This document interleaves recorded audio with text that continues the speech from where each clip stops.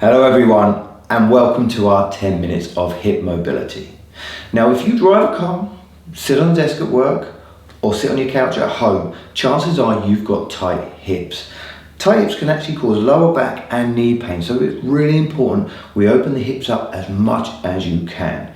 Today we're going to do 8 hip movements, 45 seconds of exercise, and 15 seconds between each one. Now during that 15 seconds, I will explain and get into the next position. Okay, so 15 seconds isn't that long, so try and just keep yourself moving as much as we can. I'm going to start the timer and we'll get going.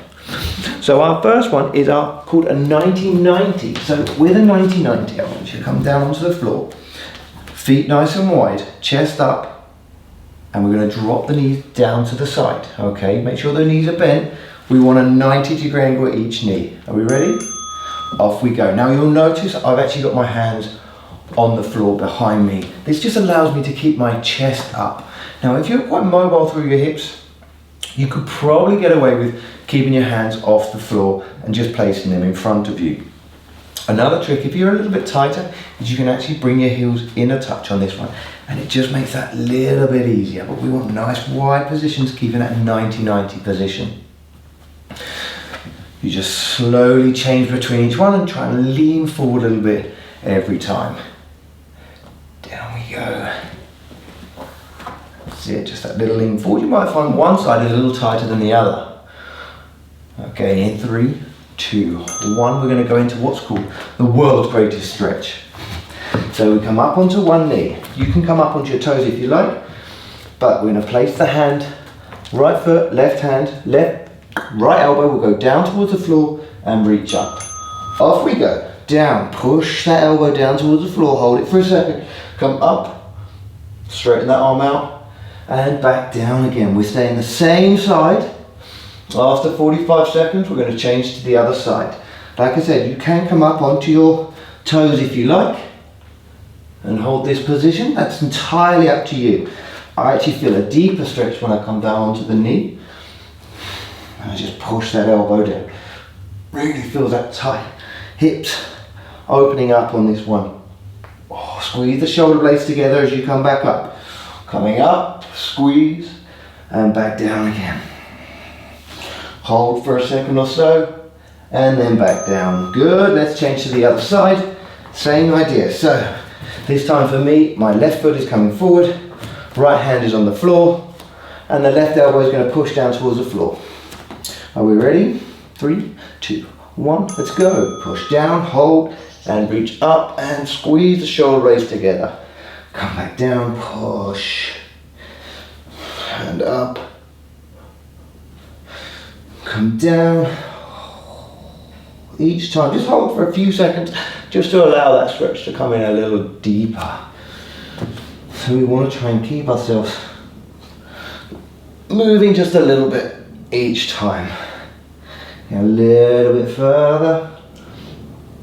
And squeeze those shoulder blades. Make sure the shoulders are away from the ears. Come down, push, reach up, squeeze. One more time, push down, 3, 2, 1, and we're going to go into a frog stretch now. So for me, I like to double up on the mat so I don't hurt my knees. We're going to push the knees out as wide as you can on this. Okay, feet are wide as well, so slightly different to a child's pose. Away we go. So what I want you to do is to push your hips down towards the floor and then back over. Each time pushing down. Oh, try and keep your back nice and flat. We're going to come down to our elbows now. From this position, we push down again. Push as far as you can and then release. Pushing in. Each time we push, we get a little deeper into that stretch. And again, push. Keep that back. Don't let that back fold up. We've got less than 10 seconds. And release. Back in. Push, push, push. And relax. So we're going to come up into a deep squat position. You can come up onto your toes slightly if you need to on this one. But ideally, feet are flat and we drop one knee down and back up. Are we ready? Let's do it. Knee comes down, come up. So we're internally rotating. This is called a squat with internal rotation. Down and back. You can adjust your feet between each one. Just drop it down. Chest comes up. Change to the other side. Down and up. Keep that chest up nice and high. Down. Push it in. Come back. Keep your chest up nice and high. Okay, don't let your back fold. We stay up. Turn. Last one. Push. Well done. So we're flying through these. Let's go into our hip flexor stretch. So with your hip flexor stretch, I want you to put your left foot forward on the knee. Zip your pelvis up and then push those hips forward. Are you ready? Let's go. So keep the chest up nice and high. Drive the hips forward. Try and keep your pelvis zipped up. Don't arch your back.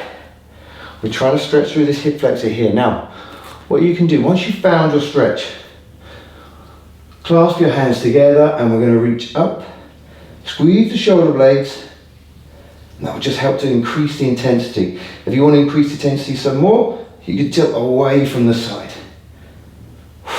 It's a deep stretch now. Take some deep breaths.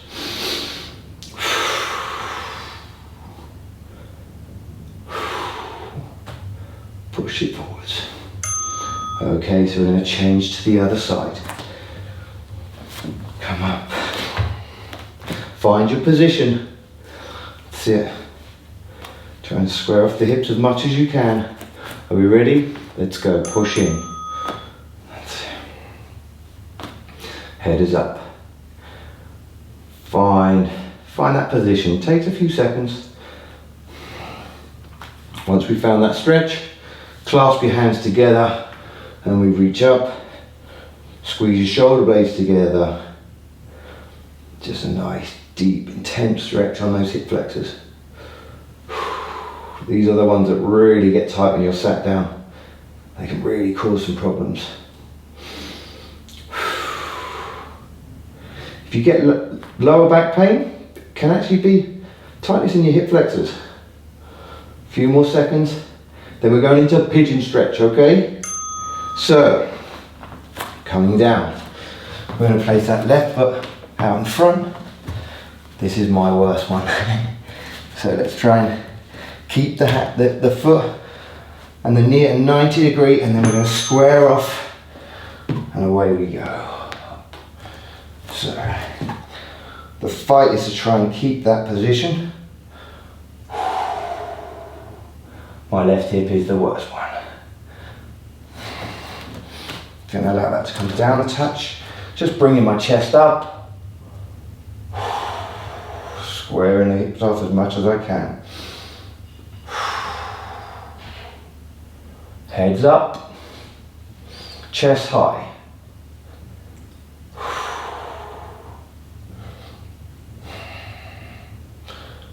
Another 5 seconds and then we're going to change to the other side.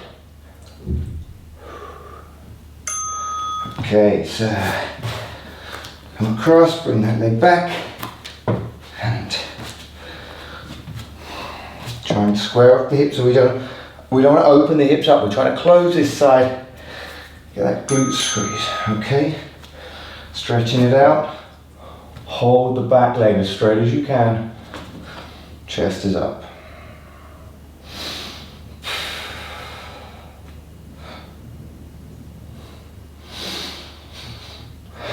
It's a deep stretch on your glute, this one. It's one of my favourites. Shame I don't do it enough.